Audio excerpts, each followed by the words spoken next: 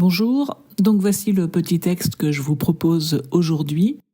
N'hésitez pas à appuyer sur pause le temps de votre méditation et ensuite vous pouvez poursuivre si vous le souhaitez la lecture de la vidéo pour écouter ce que ce texte m'a inspiré à moi. Mais vraiment, ce n'est pas une obligation, sentez-vous absolument libre. Le plus important, c'est vraiment ce que le texte vous dit à vous. Et si justement vous souhaitez partager, mais là non plus ce n'est pas une obligation, faites-le en toute liberté si vous le désirez. Donc si vous souhaitez partager ce que le texte vous a inspiré, n'hésitez pas à le faire en commentaire. C'est vraiment toujours inspirant de voir à quel point l'Évangile parle à chacun de manière très personnelle. Donc n'hésitez pas. Bonne méditation! Alors en ce qui me concerne, il y a plein de petits enseignements dans ce texte que je trouve utile à méditer, en tout cas qui, moi, m'inspire. Le premier élément qui est facile à observer, c'est que ce qui est impossible à l'homme devient possible avec l'intervention de Dieu.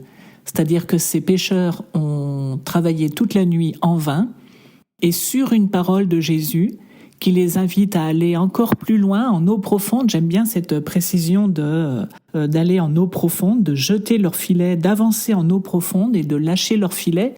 Ils pêchent davantage de poissons que tout ce qu'ils auraient certainement pu imaginer, puisque les deux barques sont pleines à ras-bord, au point qu'elles s'enfoncent.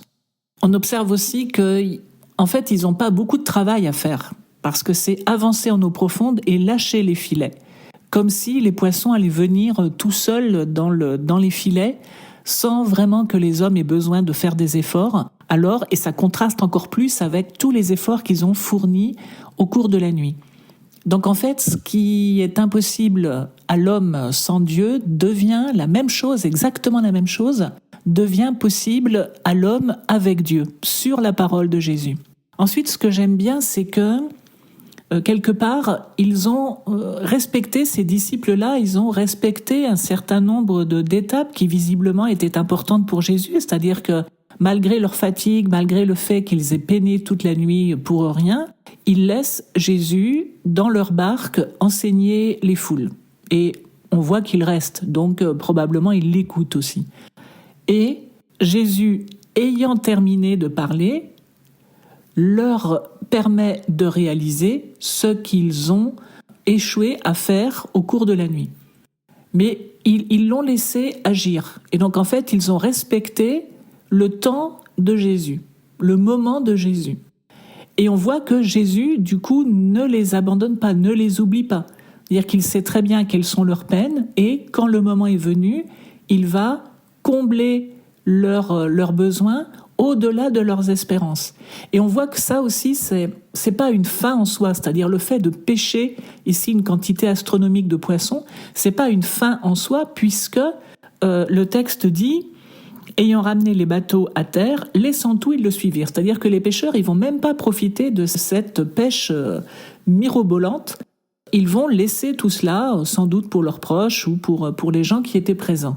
Et ça aussi, c'est intéressant, c'est-à-dire que c'est d'autres personnes qui vont profiter de leur relation avec Jésus. Ce qui est intéressant aussi, c'est de voir l'attitude de Simon-Pierre, une fois qu'il a compris qu'il était en présence du Seigneur, de se faire tout petit, enfin du moins de reconnaître qu'il est un homme pécheur, c'est-à-dire vraiment de faire preuve d'humilité. Là aussi, il y a un enseignement pour nous. Face à la grandeur de Dieu, c'est vrai que nous, on est petit en fait. Et puis le troisième élément qui m'aide aussi personnellement, c'est que on voit que cette pêche miraculeuse, elle a une vertu pédagogique, puisqu'on a vu qu'elle n'était pas destinée à être utilisée par Simon-Pierre et ses amis. Mais cette pêche miraculeuse, elle a vraiment une vertu pédagogique qui est de montrer à ses disciples que ce que eux ne peuvent pas faire, Jésus avec eux le rend possible, au-delà de toute espérance. Et donc je pense qu'ils partent avec Jésus avec une confiance énorme, après avoir vécu cette expérience très concrète. C'est-à-dire que je pense que quand ils laissent leurs filets, leurs bateaux, etc., ils n'ont vraiment aucun doute sur le fait que leur vie est désormais avec Jésus, outre la promesse que Jésus leur a faite, notamment à Simon-Pierre, de devenir des pêcheurs d'hommes. Et donc, face à cette confiance énorme, ce que je trouve intéressant, confiance énorme de départ, ce qui est intéressant aussi, c'est que on les verra plus tard douter. C'est-à-dire que douter de la divinité de Jésus, parfois se demander, s'inquiéter de leur propre subsistance, etc. Ce qui fait que la confiance extraordinaire de départ, en fait, n'exclut pas ensuite de possibles doutes. Et ça fait partie, en fait, de la nature humaine, et je trouve que c'est très, très réconfortant. Surtout quand on a vécu à peu près le même genre d'expérience, c'est-à-dire vraiment une rencontre puissante avec le Seigneur et avec une certitude que notre vie est avec lui.